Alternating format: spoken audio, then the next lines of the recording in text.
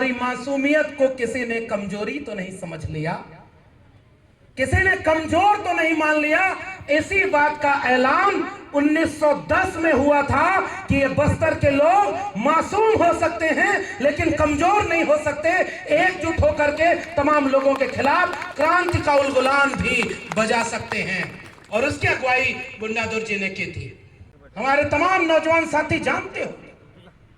और जयपाल सिंह मुंडा ने संविधान सभा में खड़े होकर के एक वाक्य बोला था, जिसे आज भूमकाल स्मृति दिवस पर मैं याद करना चाहता हूं, कि जब उनको कुछ लोगों ने कहा संविधान सभा में कि आप तो लोकतंत्र सीख लीजिए, अब भारत लोकतंत्र से चलेगा, तो जयपाल सिंह मुंडा ने कहा कि हम संदव घाटी सभ्यता के वारिस हैं, हम इस देश के मूल निवासी हैं, इस देश के बाकी लोगों को लोकतंत्र हम आदिवासियों से सीखना चाहिए। आप हमें लोकतंत्र नहीं सिखा सकते, हम तो लोकतंत्र में रहने वाले लोग हैं। मैं कल से जितने लोगों से मैंने जाना, बस्तर के लोगों आप बेहतर समझते होंगे।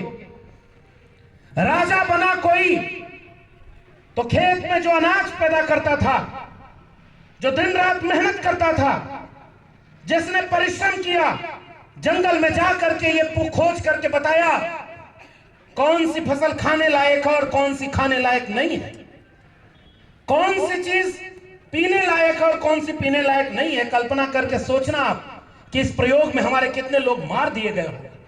कोई लेबोरेटरी और साइंस की फैक्ट्री वहां नहीं थी।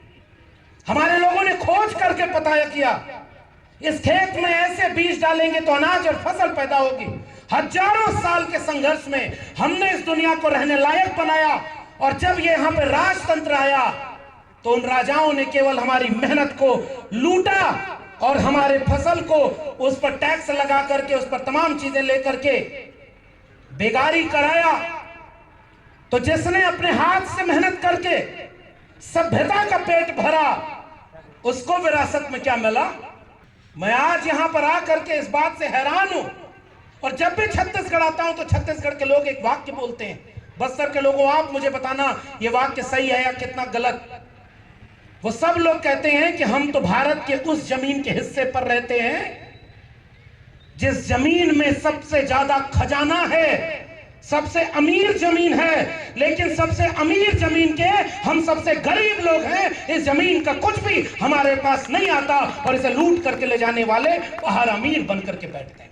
बताओ सही है कि नहीं? आपकी मेहनत को पर कल कोई राजा लूटा था, फिर कोई अंग्रेज आकर लूटा। आज क्या लूट बंद हो गई क्या? जरा जोर से बताना कि अब कोई नहीं लूटता क्या? लूटता है। हमारे देश के सामाजिक न्याय के लोगों ने एक बात कही थी कि इस देश के SC ST OBC माइनॉरिटी जो 90% हैं, कोई किसान था, कोई कुम्हार था, कोई बढ़ई था, कोई नाई था, कोई मोची था, कोई जंगल में फसल पैदा करता था, कोई पशुपालन करता था, कोई खेत में अनाज पैदा करता था। ये 90% मेहनत करने वाले लोग थे, और जिसने मेहनत किया वो आज इतना गरीब क्यों है, ये सवाल इस देश के लोगों को चुभता नहीं है क्या? आज ऐसे लोगों की हुकूमत है जो जहां जाते हैं वहीं बोलते हैं कि आप हमको वोट दे देना, हम आपके इलाके को नंबर 1 बना देंगे, तो नंबर 2 कौन रहेगा? जहां चुनाव आता है वहां तुम नंबर 1 बनाने चले जाते हो। और दूसरे एक नेता हैं, मैं नाम नहीं ले रहा हूं, ये वैचारिक मंच है और समझदार को इशारा काफी, हरकतें बताती हैं कि हम किसकी बात कर रहे हैं। दूसरे एक नेता हैं, अगर आज वो आपके कार्यक्रम में आएंगे या आते जहां जहां, तो कहते हैं कि मेरा तो बचपन से आदिवासियों से नाता रहा है। समझ गए ना मैं किसकी बात कर रहा हूं? मेरा तो बचपन आदिवासियों में बीता है। मैं जब चाय बेचा करता था तो जब चाय बिक जाती थी तो आकर आदिवासियों के साथ महुआ बीना करता था। जब महुआ बीन करके खाली होता था तो उसके बाद जा करके खेत में काम करता था, और रोज शाम को आदिवासियों के साथ वही उनका नृत्य और संगीत गाया करता था। मेरा तो जन्मों जन्मों का नाता है। ये भाषण इसलिए दिया जाता है क्योंकि भाषण देकर के आपको भावनाओं से जोड़ लिया जाए, और जब वहां से वापस जाए तो वहां की फाइल पर जो दस्तखत होती है अपने अमीर पूंजीपति को बस्तर का खनिज लुटाने के लिए दे दिया जाए। इसलिए भोले भाले लोगों को भावनात्मक भाषण दे करके बहला दिया जाता है। आपने हमेशा कहा, अंग्रेजों ने तो कह दिया था कि क्रिमिनल ट्राइब्स हैं, ये हिंसक लोग हैं। मैं जानना चाहता हूं कि भारत के इतिहास की किताबों में तुमने सिलेबस बना करके पढ़ाया कि 1857 पहली क्रांति थी जो अंग्रेजों के खिलाफ हुई थी, और उसकी अगुवाई किसी मेरठ के और किसी उधर के किसी मंगल पांडे ने कर दी थी। तुमने इस देश को यह क्यों नहीं पढ़ाया कि अगर वो पहली क्रांति थी अंग्रेजों के खिलाफ तो ये तिलका मांझी, ये सिद्धू कानू, ये बिरसा मुंडा, ये किसके लिए लड़ रहे थे, और अगर वो लड़ रहे थे तो उनका इतिहास कहां है, ये हम भी जानना चाहते हैं। आज हमें एक बड़ी लड़ाई लड़ने की जरूरत है। आज इस देश में हो क्या रहा है? दो तरह से हमला इस देश के मूल निवासियों पर आया। मैं जानकर हैरान हुआ, मैं आपके जगदलपुर या शहर की बस्ती के पास गुजरा तो लोगों ने बताया कि इस पूरे इलाके में सबसे ज्यादा ट्राइब्स लोग रहते हैं, आदिवासी रहते हैं।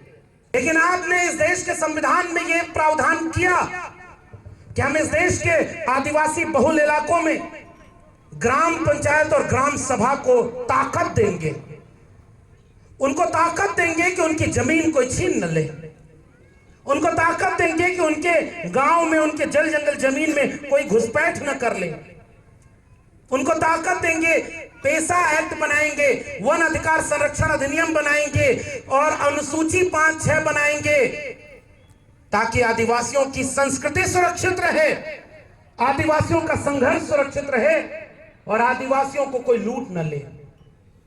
जरा बस्तर के लोगों एक बार हाथ उठा के बताना कि आपकी ग्राम सभा सुरक्षित बची है क्या? जरा जोर से बोलना, हो सकता है मुझे न पता हो। सुरक्षित बची है क्या? आपके जल जंगल जमीन का सारा फैसला आपसे पूछ कर लिया जा रहा है?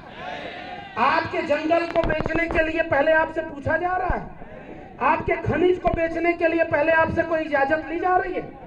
फिर ये फैसले ले कौन रहा है? बस्तर के लोगों हमसे बेहतर तो आप जानते होंगे कि आपके भी इलाके में जो आपके जल जंगल जमीन की लड़ाई लड़ता होगा, क्या वो महफूज है? नहीं है। क्या उसके ऊपर झूठे मुकदमे नहीं है?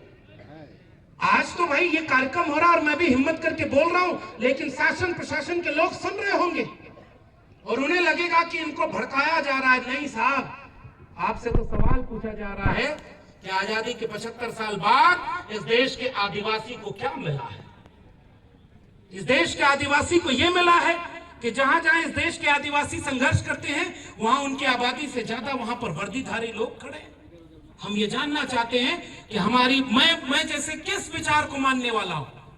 मैं बाबा साहब डॉक्टर अंबेडकर के संविधान को मानने वाला हूं और संविधान के आधार पर हम इस देश की हर लड़ाई को लड़ना चाहते हैं। हम इस देश में और किसी के खिलाफ नहीं लड़ना चाहते। ये लोग झूठ बोलते हैं कि अगर कोई ये सवाल कर दे कि इस देश के आदिवासियों की जल जंगल जमीन पर हिस्सेदारी होनी चाहिए तो हम देश विरोधी हैं। कैसे देश विरोधी हैं? साबित करके बताओ।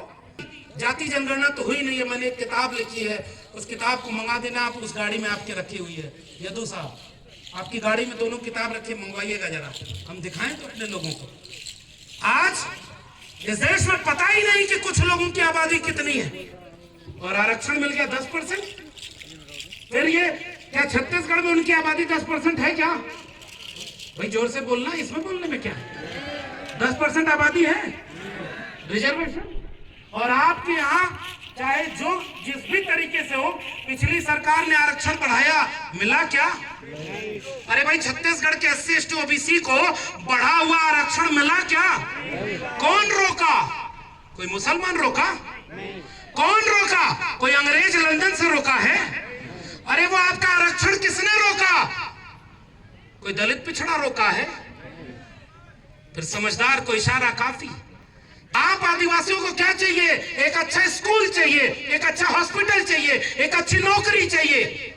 जितनी कंपनियां यहां पर लगाई गई उनमें एक CSR फंड होता है, हमारे पढ़े लिखे विद्वान लोग जानते होंगे।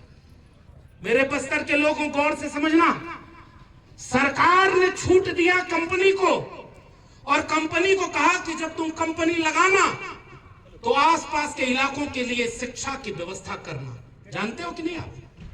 आसपास के लोग बीमार न पड़े इसके लिए दवाई का इंतजाम करना, आसपास के लोगों को रोजगार देना, और गरीब कमजोर लोगों को ताकतवर बनाने के लिए CSR फंड से आप अपनी आमदनी का एक निश्चित हिस्सा खर्च करेंगे। आज हजारों करोड़ की कंपनियां लगी हैं, क्या बस्तर को दवाई मिल रही है क्या? ये सवाल हमारे उलगुलान का सवाल है, ये सवाल हमारी शिक्षा रोजगार का सवाल है कि उसे लूटा कौन और आज भी कौन लूट रहा है।